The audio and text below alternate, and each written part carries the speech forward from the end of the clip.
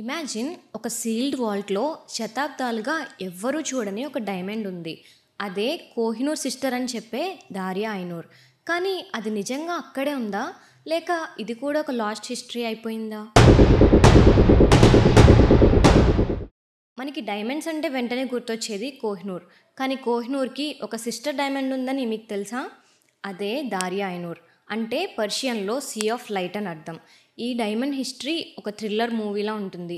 Mughals, Persians, Marathas, Sikhs, British, చివరికి ఢాకాలోని ఒక sealed Walt వరకు. ఈ డైమండ్ మన ఆంధ్రప్రదేశ్లోని కొల్లూరు మైన్స్ నుంచి వచ్చింది. ఇదే మైన్స్ నుండి కోహినూర్ కూడా బయటకు వచ్చింది. షాజహాన్ థ్రోన్ మీద ఒక పెద్ద పింక్ డైమండ్ ఉందని ఫ్రెంచ్ ట్రావెలర్ టావెర్నీర్ 1642లో రికార్డ్ చేశాడు. తర్వాత రీసెర్చర్స్ చెప్పింది ఏంటంటే అదే డైమండ్ని స్ప్లిట్ చేసి 2 పార్ట్స్ చేశారు. పెద్దది దారియా ఐనూర్ అని, చిన్నది నీర్ ఉల్ లైన్. ఈ నూర్ ఉల్ లైన్ ఇప్పుడు టెహ్రాన్లోని ఇరానియన్ క్రోన్ జ్యువెల్స్లో ఉంది. 1739లో పర్షియా ఎంపెరర్ నాదిర్ షా ఢిల్లీ మీద దాడి చేశాడు. ముఘల్ ట్రెజరీ నుండి అతను తీసుకెళ్ళింది కేవలం కోహినూర్ ఒక్కటే కాదు, ఈ దారియా ఐనూర్ని కూడా. అక్కడి నుండి ఈ డైమండ్ జర్నీ స్టార్ట్ అయింది. పర్షియా నుండి ఇండియా, ఇండియా నుండి పంజాబ్, పంజాబ్ నుండి బ్రిటన్ వరకు.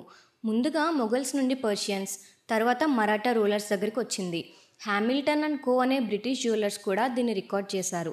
తర్వాత హైదరాబాద్ నవాబ్ చేతిలో పడింది. అక్కడి నుండి పంజాబ్ రూలర్ మహారాజా రంజిత్ సింగ్ దగ్గరికి వచ్చింది. ఆయన తన అటైర్లో కోహినూర్ అండ్ దారియా ఐనూర్ రెండూ కూడా వేసుకున్నాడని చెబుతారు. రంజిత్ సింగ్ చనిపోయిన తర్వాత ఈ 2 డైమండ్స్ బ్రిటిష్ చేతికి వెళ్ళాయి.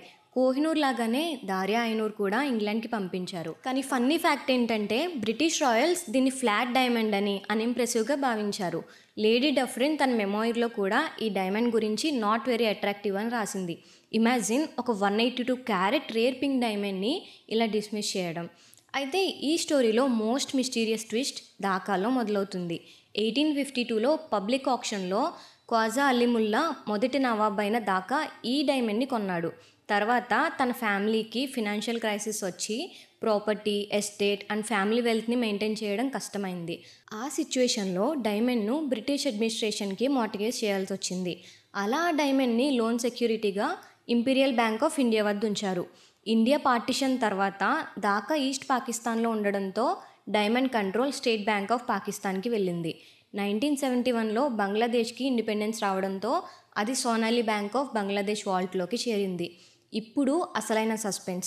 ఢాకాలోని సోనాలి బ్యాంక్లో ఒక సీల్డ్ వాల్ట్ ఉంది. 1908లో ఒక కోర్ట్ డాక్యుమెంట్లో ఈ డైమండ్తో పాటు 108 ప్రీషియస్ ఐటమ్స్ లిస్ట్ చేశారు. అయితే ఆ తర్వాత వాల్ట్ 1985లో చివరిసారిగా ఓపెన్ అయింది.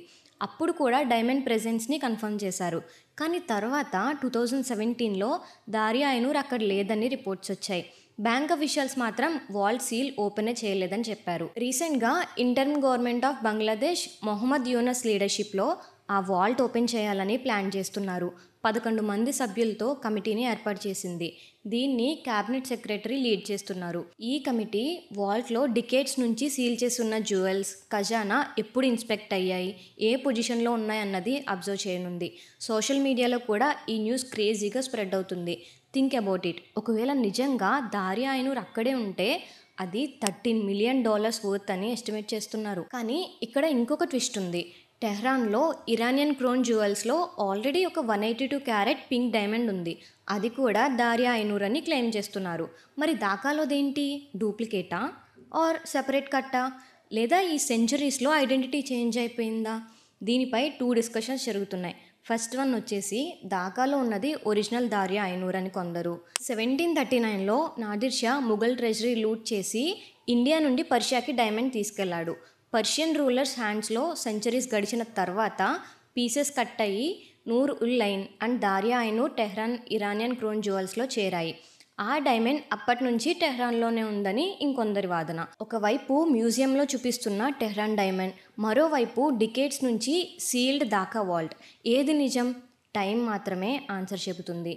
కానీ ఒకవేళ వాల్ట్ నిజంగా ఓపెన్ అయితే మన జనరేషన్లోనే ఒక గొప్ప మిస్టరీకి ఆన్సర్ దొరుకుతుంది. మీకు కనుక కంటెంట్ నచ్చినట్టయితే వీడియోని లైక్ చేసి ఛానల్ని సబ్స్క్రైబ్ చేసుకోండి. ఈ వీడియో పైన మీ ఒపీనియన్ ఏంటో కమెంట్స్లో తెలియచేయండి. Thanks for watching.